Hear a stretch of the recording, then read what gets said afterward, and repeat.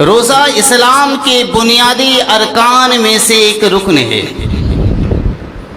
जिसका लगवी माना रुक जाना होता है।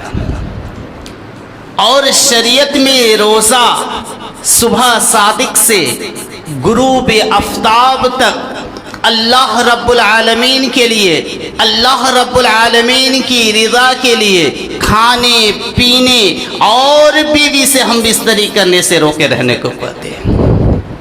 खाना पीना आम दिनों में हलाल है, लेकिन रमज़ानुल मुबारक का बबरकत महीना में खाना हराम है।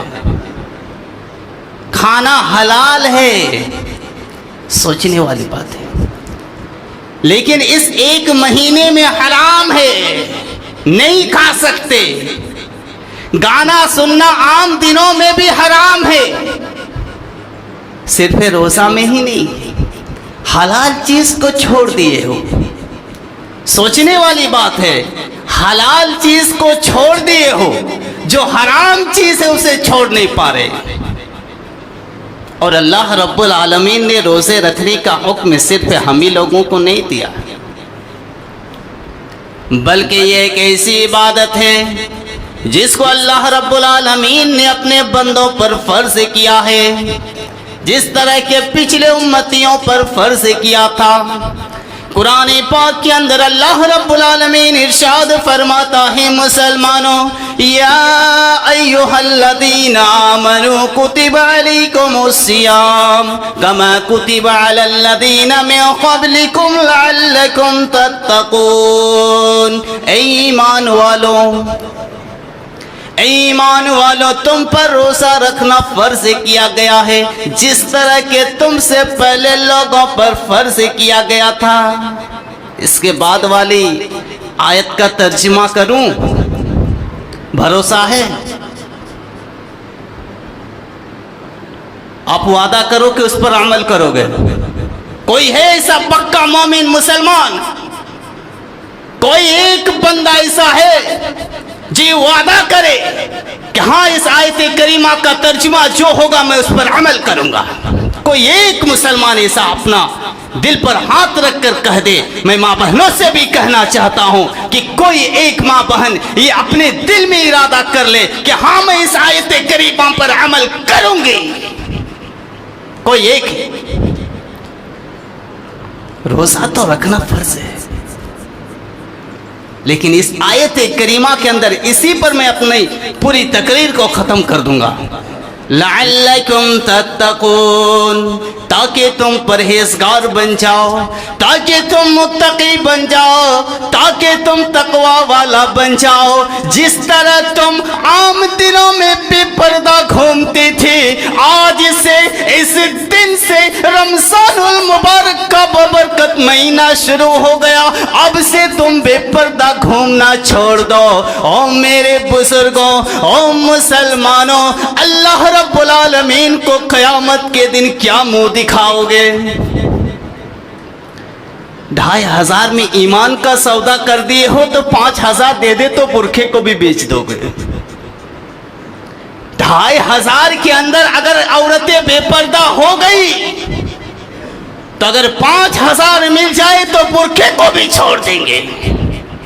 लअल्लकुम तत्तकून, ताकि तुम तकवा इख्तियार करो, ताकि तुम परहेजगार बन जाओ, ताकि तुम मुत्तकी बन जाओ। रोड किनारे खड़े होकर फेरियों के पास कपड़ा खरीदना छोड़ दो, रोड किनारे खड़ा रहना छोड़ दो, CSP पर अकेले जाना छोड़ दो, बैंक के पर अकेले जाना छोड़ दो, मार्केटिंग करना छोड़ दो और अकेले में बाजार घूमना छोड़ दो। लअल्लकुम तत्तकून, ताकि तुम परहेजगार बन जाओ, ताकि तुम नेक औरत बन जाओ, ताकि तुम अच्छी बीवी बन जाओ, ताकि तुम अच्छी बेटी बन जाओ। लअल्लकुम तत्तकून।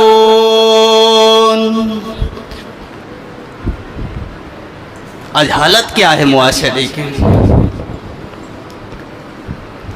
2-4 हजार में औरतें बेपर्दा हो गई। तो अब यकीन कहाँ से आप कीजिएगा। और हमारी हालत क्या है?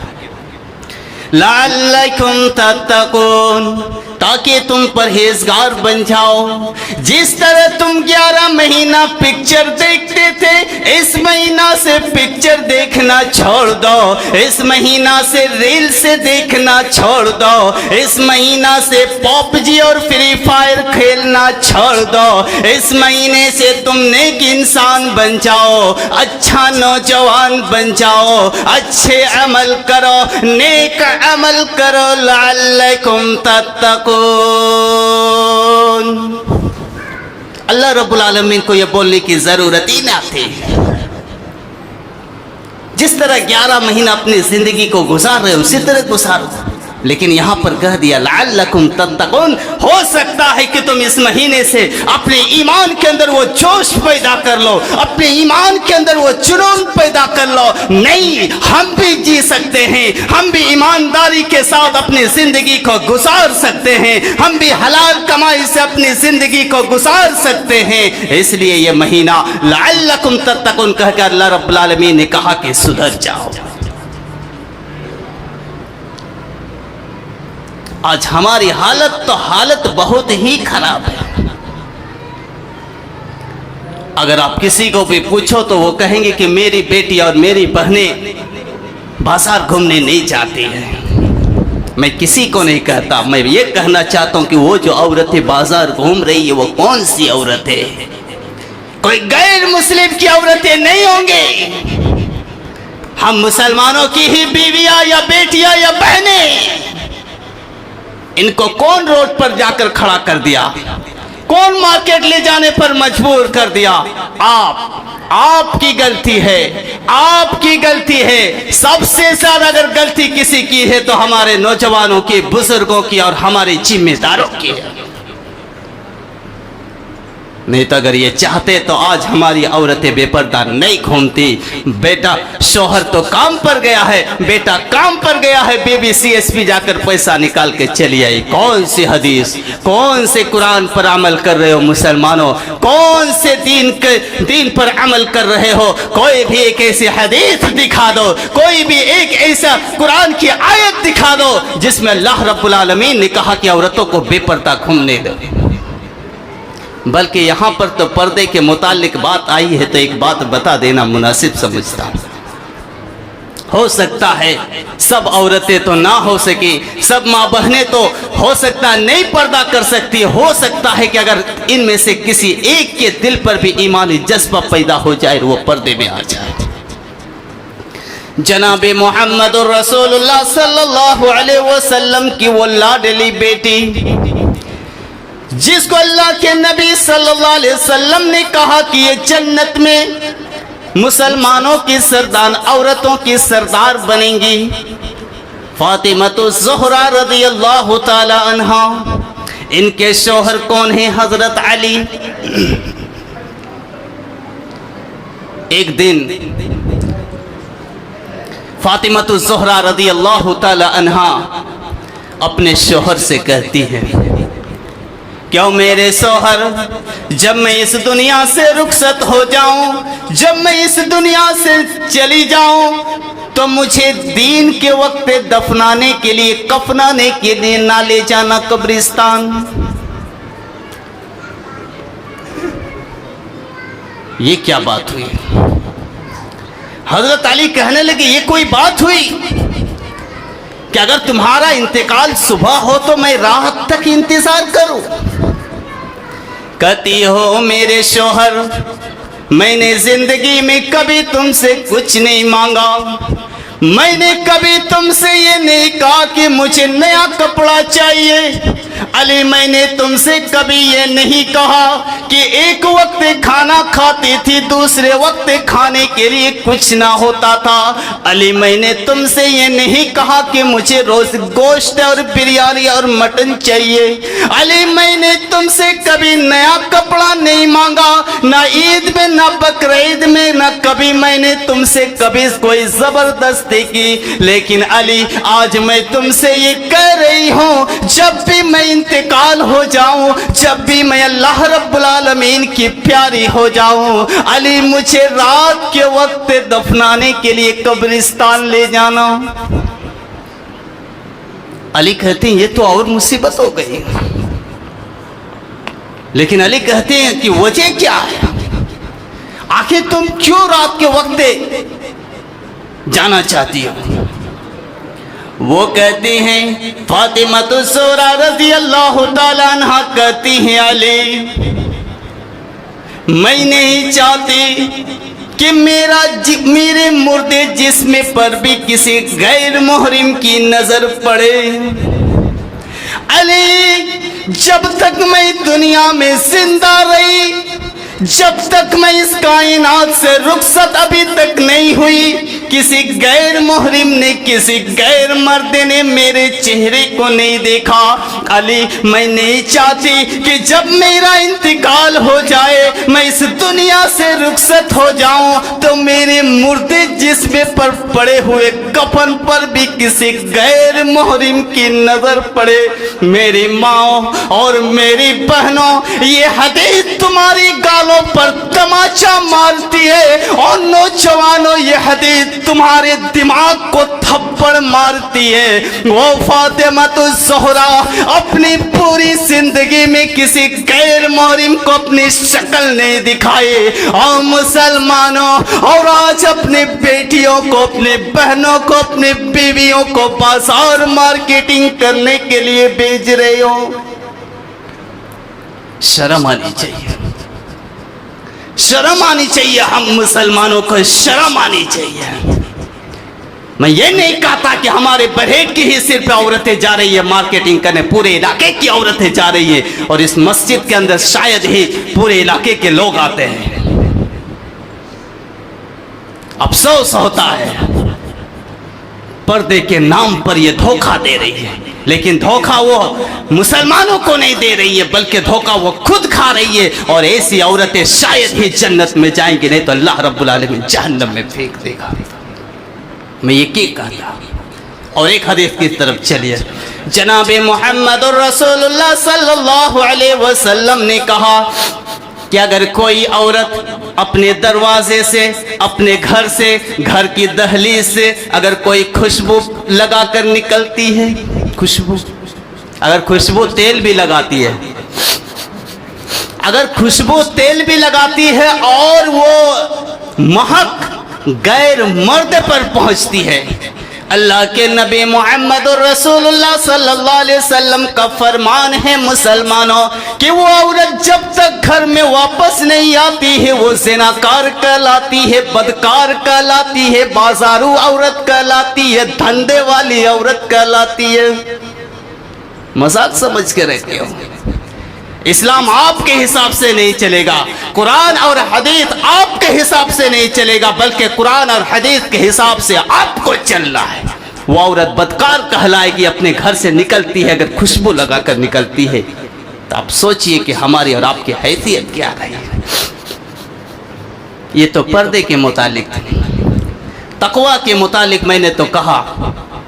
इस आयत करीमा से ये बात वादे हो जाती है कि रोज़ा तमाम आदियान साबिक़ा में फ़र्ज़ था। नीज़ मौजूदा आसमानी किताब तौरात और इंजील से इसकी शहादत इन अल्फाज में मिलती है कि रोज़ा एक ऐसी इबादत है जिसको अल्लाह रब्बुल आलमीन ने अपने बंदों पर फ़र्ज़ किया। अब आगे चलिए। शहर रमज़ान अल्लज़ी उन्ज़िला फ़ीहिल कुरान हुदल लिन्नास व बय्यिनातिम मिनल हुदा वल फुरक़ान। माह रमज़ान वो है जिसमें कुरान उतारा गया। माह रमज़ान वो है जिसके अंदर कुरान को नाजिल किया गया, और ये वो किताब है जिसमें हिदायत और हक व बातिल की तमीज़ की निशानियां हैं। तुम में से जो शख्स इस महीना को पाए उसे रोज़ा रखना चाहिए।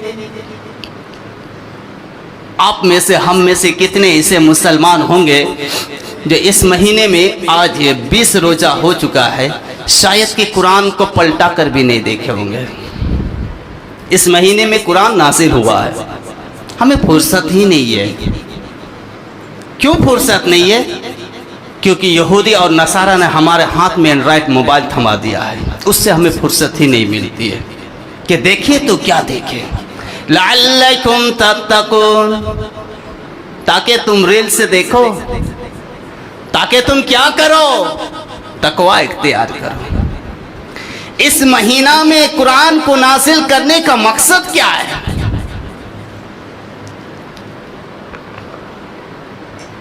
कि मुसलमान ज्यादा से ज्यादा नेकियां बटोरे, ज्यादा से ज्यादा कुरान की तिलावत करे और जन्नत हासिल करे, जन्नत। लेकिन हमको जन्नत से कोई मतलब ही नहीं है, कोई मतलब नहीं। 99% मुसलमान ऐसे होंगे जो इस महीने में भी कुरान नहीं पढ़ते हैं। हमारे इस इलाके के शहर में बहुत ज़्यादा कुरान की तिलावत होती है, बहुत ज़्यादा पढ़ते हैं। हम दुनिया हासिल कर रहे हैं, लेकिन हमको दुनिया के साथ साथ आखिरत को भी संवारना जरूरी था, लेकिन हम समझते नहीं। इस आयत करीमा के अंदर फमन शहिदा मिनकुम शहरा फलियसुम के जरिए हर साहिबे ताकत, मुकीम, आकिल, बालिग के लिए रोजा रखना फर्ज किया गया है। सबके लिए फर्ज किया गया है। बालिग जब वो बालिग हो जाए उस वक्त वो रोजा उस पर फर्ज होता है, बच्चा पर रोजा फर्ज है। और मिस्किन को खाना खिलाने का हुक्म रोजे की ताकत रखने वाले से मनसूख हो जाता है। अब यहां पर और एक गौर करने वाली बात होगी, बड़े बूढ़े और उस बीमार के लिए बरकरार रहा जिसकी शिफा की कोई उम्मीद ही ना हो, जो इंसान अच्छा हो ही नहीं सकता, नीज, हामिला और मुर्दिया यानी हमल वाली औरतें और दूध पिलाने वाली औरतें अगर परेशानी महसूस करें तो वो मर्ज के हुक्म में होंगी, वो बीमारी के हुक्म में होंगी, यानी वो रोजा नहीं रखेंगी, बाद में उसकी कज़ा करेंगे। क्या समझे? लेकिन अफसोस तो ये होता है, इस पर मैं माँ बहनों की तारीफ करूंगा कि इस आयत करीमा से ये बात वाज़ेह हो जाती है, पता चल जाता है कि हामिला औरत और दूध पिलाने वाली औरतें अगर परेशानी महसूस करें तो वो रोज़ा ना रखें, बाद में उसकी कज़ा करें। बेचारी परेशान होकर भी रोज़ा रखती है। छोटे छोटे बच्चों को मस्जिद में लाकर वो खुद नमाज़ तरावी पढ़ती है। और हमारे ये नौजवान, ये नए नस्ल के नौजवान तरावी से कोसों दूर है। ये समझते हैं हमने तो रोज़ा रख लिया है और क्या चाहिए।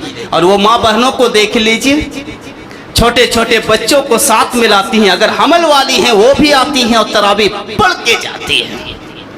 अफसोस होता है ऐसे नौजवानों को देखने के बाद कि ये लोग कितने बदनसीब हैं जिनको ये मुबारक महीना मिला है, लेकिन ये अपने आप को पाक नहीं कर पा रहे हैं, अपने आप को जन्नत की तरफ नहीं ले जा पा रहे हैं। ये तो अफसोस की बात नहीं तो और क्या हो सकती है। और आज से एक दिन शुरू होगा, यानी 21वीं, 23वीं, 25वीं, 27वीं और 29वीं, ये खाने का दिन है। इन्ना अंज़लनाहु फी लैलतिल क़द्र। इस दिन क्या करना चाहिए?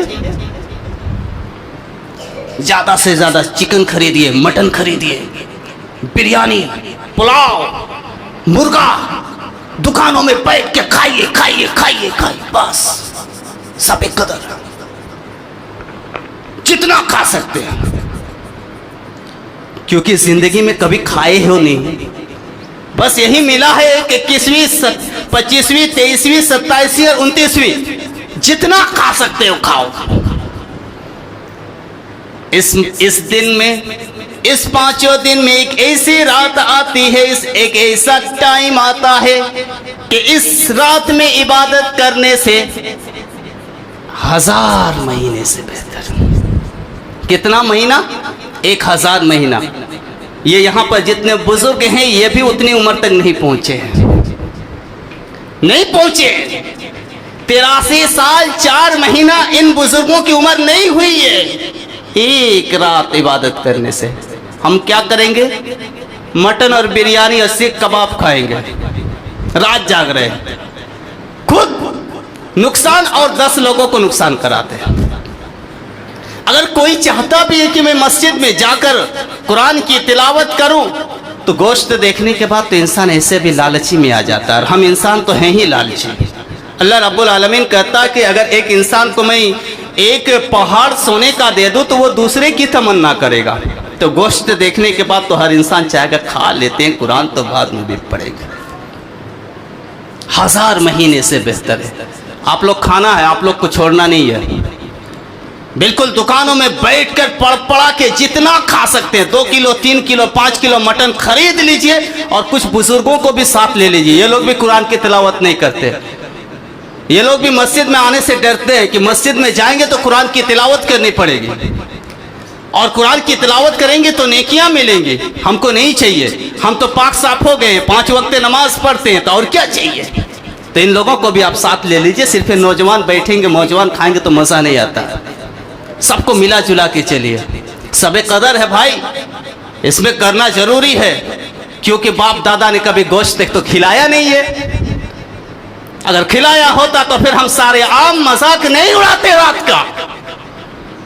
इतनी फजीलत वाली रात को हम बदनाम नहीं करते, दीन को खराब नहीं करते, कुरान और हदीस को बदनाम नहीं करते।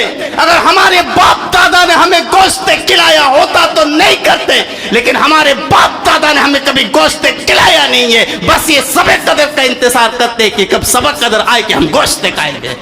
बेशर्म है ऐसे मुसलमान, ऐसे नौजवान जो दीन को बदनाम करते हैं और कहते हैं कि हम पर जुल्म हो रहा है। जुल्म तुम खुद पर करवा रहे हो नहीं रहा है।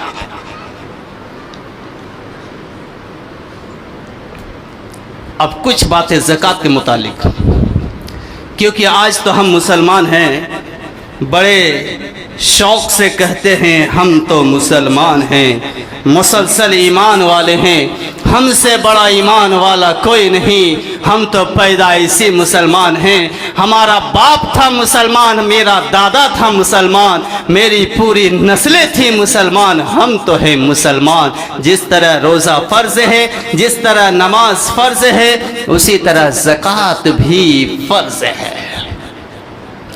अल्लाह रब्बुल आलमीन कुरान पाक के अंदर इरशाद फरमाता है, मुसलमानों, वल्लज़ीन यकनिज़ून अज़्ज़हब वल-फ़िज़्ज़त वला युनफ़िक़ूनहा फ़ी सबीलिल्लाहि फ़बश्शिरहुम बिअज़ाबिन अलीम यौम युहमा अलैहा फ़ी नारि जहन्नम फ़तुक्वा बिहा जिबाहुहुम व जुनूबुहुम व ज़ुहूरुहुम हाज़ा मा कनज़्तुम लिअन्फ़ुसिकुम फ़ज़ूक़ू मा कुन्तुम तकनिज़ून। ये मेरे प्यारे हबीब मुहम्मदुर रसूलुल्लाह सल्लल्लाहु अलैहि वसल्लम, उन लोगों को दर्दनाक अज़ाब की खुशखबरी सुना दो जो सोना और चांदी जमा करके रखते हैं और उसे अल्लाह के रास्ते में खर्च नहीं करते।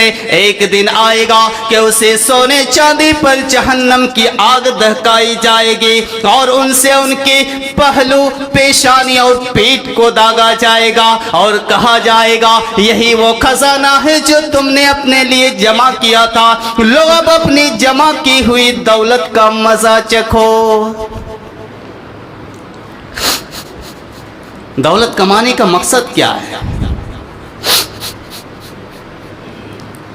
अगर आपके पास 1 लाख रुपया है, छोटी सी मिसाल, 1 लाख रुपया है, आपको ज़कात कितना देना है? 2500 रुपया। नहीं चलेगा, नहीं चल सकता। अल्लाह रब्बुल आलमीन कुरान के अंदर कहता है ज़कात तुमको देना ही है। जिस तरह नमाज न पढ़ने वाला काफिर हो जाता है, रोज़ा न रखने वाला काफिर हो जाता है, उसी तरह ज़कात न देने वाला भी काफिर हो जाता है, क्योंकि यह भी फर्ज है। अब एक हदीस सुनिए, हजरत अबू हुरैरा रज़ियल्लाहु तआला अन्हु रिवायत करते हैं कि नबी करीम सल्लल्लाहु अलैहि वसल्लम ने फरमाया, जो दौलतमंद शख्स अपनी दौलत की ज़कात नहीं निकालता, कल रोज़े क़यामत उसकी वही दौलत जहन्नम की आग में गर्म की जाएगी। और उनकी पहलू, पेशानी और पीठ को दागा जाएगा। और ये ऐसे दिन में होगा जो 50,000 साल के बराबर एक दिन होगा। यहाँ तक कि अल्लाह रब्बुल आलमीन अपने बंदों का हिसाब कर लेगा, उसके बाद उसे जन्नत में या जहन्नम में डाल देगा। अब दूसरी हदीस की तरफ चलिए। हज़रत अबू हुरैरा रज़ियल्लाहु ताला अन्हु रिवायत करते हैं कि जनाब मुहम्मदुर रसूलुल्लाह सल्लल्लाहु अलैहि वसल्लम ने इरशाद फरमाया, जिसको अल्लाह रब्बुल आलमीन ने अपने फजल से माल दिया हो, जिसको अल्लाह रब्बुल आलमीन ने अपने फजले से दौलत दी हो और उससे उसने ज़कात अदा न की, कल रोज़े क़यामत उसकी वही दौलत, उसका वही माल गंजे सांप की शक्ल में, जिसकी आंखों में 2 नक्ते होंगे, उसके गले का तोक बन जाएगा और उनकी दोनों बाँछें पकड़ कर कहेगा, मैं तेरा माल हूँ, मैं तेरी दौलत हूँ, मैं तेरा खजाना हूँ। दौलत से पीछे हट रहे, ज़कात से पीछे हट रहे हो, क्या करोगे आखिरत में? सांप बना देगा अल्लाह रब्बुल आलमीन दौलत को। और आप ये सोच रहे हो कि 1 लाख में 2,500 रुपया जो निकालना है ये आपका है, तो ये आपकी गलती है, यह आपकी सोच गलत है। 1 लाख में 2,500 रुपया गरीबों का है, उसमें आपका कोई हक नहीं। मदरसे वालों का है या नहीं उसको मैं नहीं कह सकता, लेकिन इतना कह सकता हूं कि गरीबों का हक है, 100 में 100% हक है। मदरसों का क्या हाल है वो मदरसे वाले समझे, उससे हमको कोई मतलब नहीं, लेकिन हक जो है सबसे ज्यादा गरीबों का हक है, आपके पड़ोसियों का, रिश्तेदारों का हक है। पहले इनके सामने आप ज़कात ले जाकर उन्हें अदा करें, नहीं तो कल रोज़े क़यामत आपका पछतावा होगा, उस वक्त आप कुछ नहीं कर सकते। 1-2 हदीस बयान कर दूं।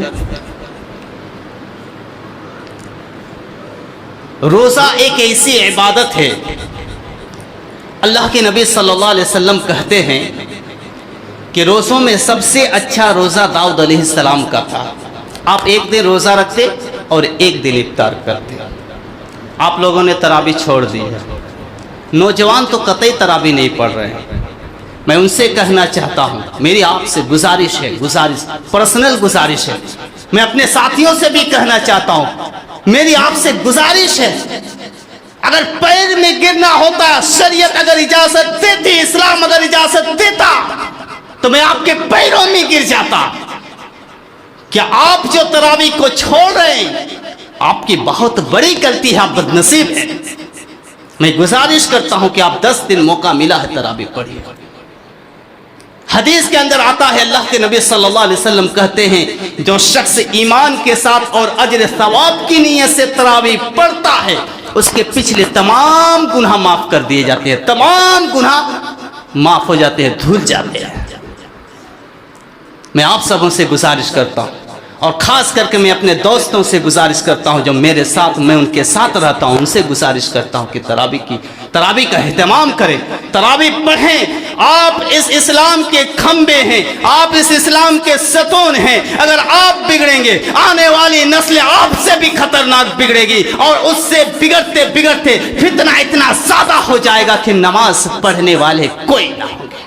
मैं आप सबों से गुजारिश करता हूँ, अल्लाह रब्बुल आलमीन से दुआ है कि परवरदिगार, आज से सबे कदर यानी एक बहुत ही फजीलत वाली रात आ रही है। परवरदिगार हमें खाने पीने से ज़्यादा उस पर अमल करने की तौफीक अता फरमा। परवरदिगार हमें इस रात की कदर करने की तौफीक अता फरमा।